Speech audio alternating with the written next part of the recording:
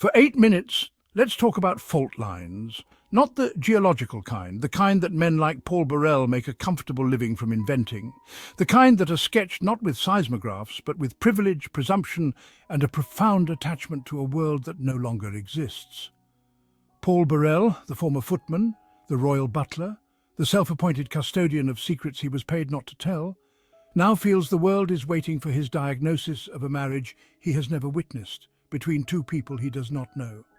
He points to what he calls a cultural fault line between Prince Harry and Meghan, the Duke and Duchess of Sussex, and he predicts with the grim certainty of a man who polished silver for a living that this fault line will one day crack. Well, Mr. Burrell, let's examine this fault line of yours. Some voices, like Paul Burrell's, echo from a fading world.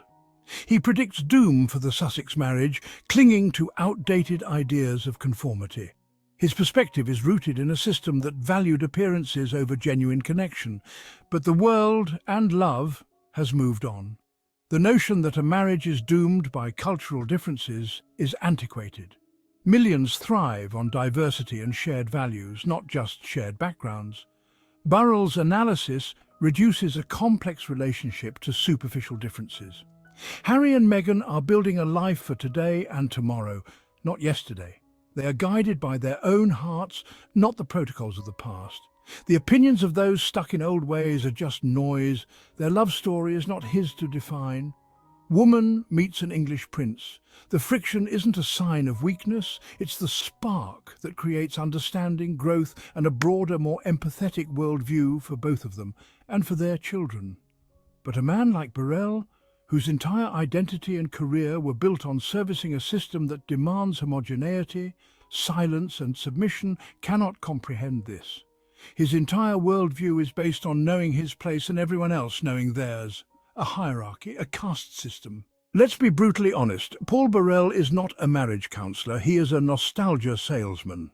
His product is a rose-tinted, deeply skewed version of the past, where everyone was happy in their assigned roles, and the only drama was which tiara to wear. He profits from the myth, and the Sussexes represent the most potent threat to that myth in a generation. They chose love over duty to an institution. They chose truth over silence. They chose California over the court circular. They chose therapy over the stiff upper lip. They are living, breathing proof that there is a vibrant, successful and impactful life beyond the palace gates. And that is an existential threat to the Paul Burrells of the world. Because if the institution he venerates is optional, then what value does his gossip about it truly have? So he has to pathologize their love. He has to frame their differences, the very things that make them strong, as a fatal flaw. He has to predict their downfall because their success is a story he is not equipped to tell. He knew Harry as a young man. That young man buried his mother in a global spotlight. That young man flew Apache helicopters in a war zone.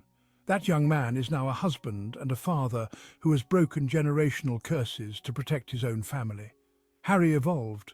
Paul Burrell, it seems, did not. The fault line Burrell imagines isn't between Harry and Meghan. The real fault line is between the past and the future.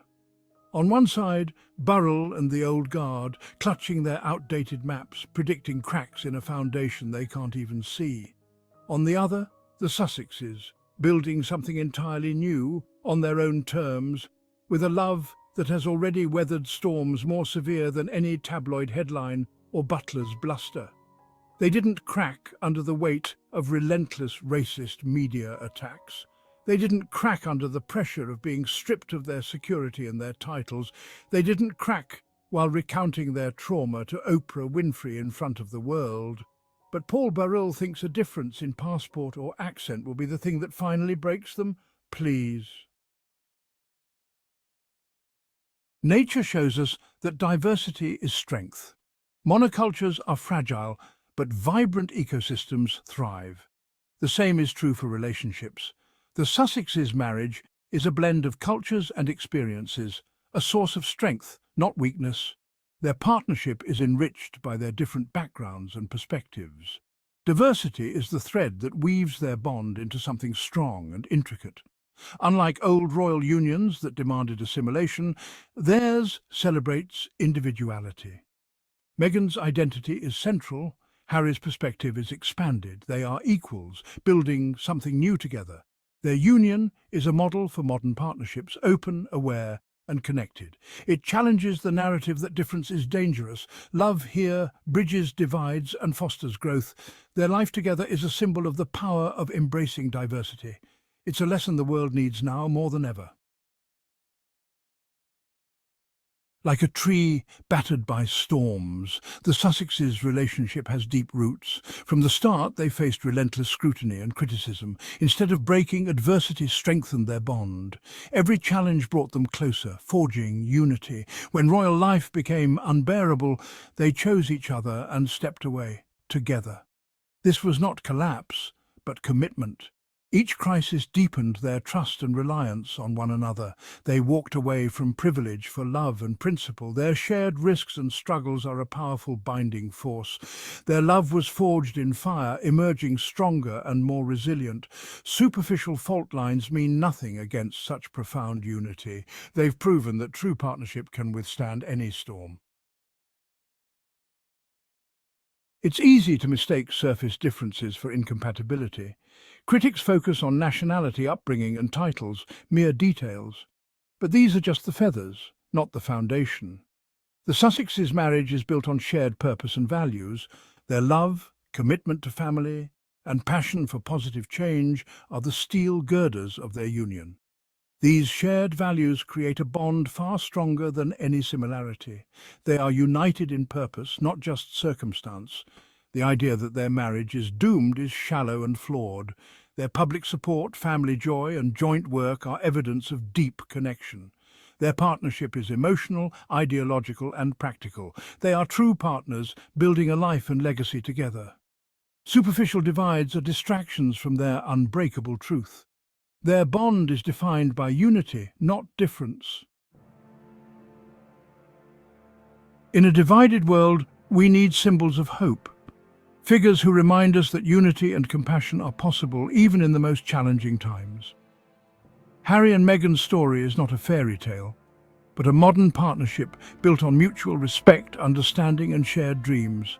They chose each other and built a life on their own terms, bravely stepping away from tradition to create a path that reflects their values. Their union is strengthened by difference, not threatened by it. Their love bridges cultures and backgrounds, showing the world the beauty of diversity. They are role models for authenticity, courage and equality, using their platform to uplift others and champion important causes. Their journey shows love is worth fighting for, and family is worth protecting, no matter the obstacles or public scrutiny they face. They've inspired others to break free from suffocating expectations, encouraging people everywhere to pursue happiness on their own terms. Their partnership is a team, a sanctuary, and a platform for good, where both voices are heard and both dreams are valued. Their story is one of profound success, not failure, a testament to resilience, growth, and the power of staying true to oneself. Now they are free to build their legacy and deepen their bond, looking forward to a future filled with hope, purpose and love. Their actions, not critics, will define their story. They remain focused on what truly matters, undeterred by negativity. The Sussex marriage isn't a spectacle for a retired servant to critique. It is a partnership. It is a sanctuary. It is a rebellion. It is a testament to the fact that love isn't about coming from the same world. It's about having the courage to create a better one together. They didn't run away from something. They ran towards each other, and they built an empire of their own, of compassion, of activism, of financial independence, on ground they chose themselves. That ground isn't shaky. It's the most solid ground either of them has ever stood on. So, Mr. Burrell, you can keep your ringside seat to history. You can keep your stories of a bygone era. Prince Harry and Meghan, the Duke and Duchess of Sussex, are too busy making history of their own to care about your review. Their story isn't cracking, it's just getting started. And that is a story that will truly count. Hold the final look, mic drop.